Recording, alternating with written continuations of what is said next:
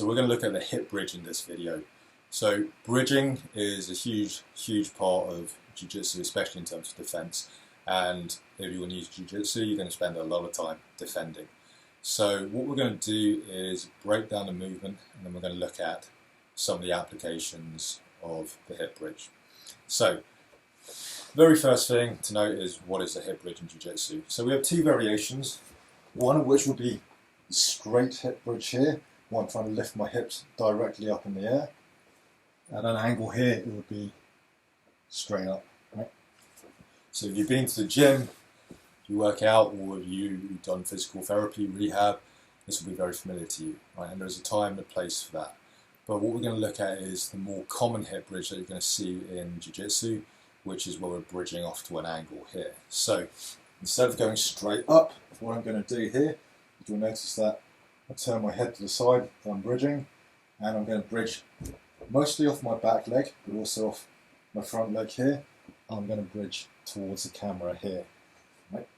If I bridge away here, I'm driving off my right leg, I'm turning here, and I'm driving at an angle. You know, so I'm driving side to side here. Right? Normally, I'm pointing here to show which way I'm going. Right?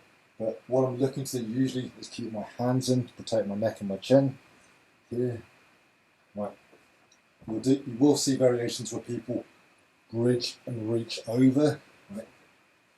Here. And again, there's a time and a place for that. And we'll go over why we're looking to do those. So, basic hip bridge here. Over to the side. Here. Here. Here. Here. So, hopefully what you can see is that my hips and my chest are aligned. My whole body is driving in one direction here. Right? And I'm driving off towards the side rather than straight up.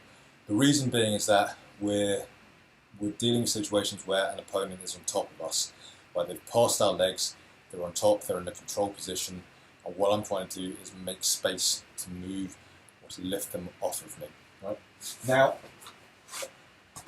if my opponent is super heavy here and he's down on my chest, on my body here, just imagine he's huge and he's driving down with a lot of force. If I try and push him off me here with my arms, right?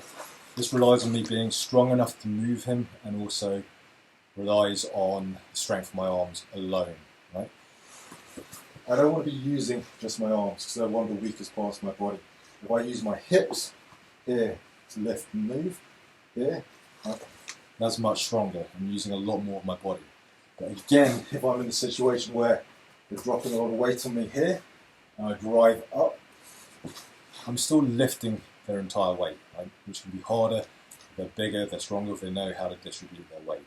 So actually, we've gone from pushing with our arms to using our hips, and now we can move at an angle here. So even though they're down, the weight's on top of us here. What I'm looking to do is not lift straight up, but drive off to the side. So what I'm doing is not lifting them, but I'm just trying to push them at an angle here. Right?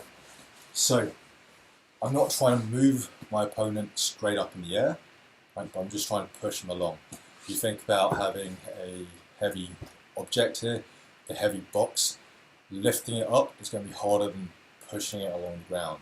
And that's what we're looking to do here. We're going to make space, and then we're going to move away and use that space to recover our guard to get a better position from where we started off.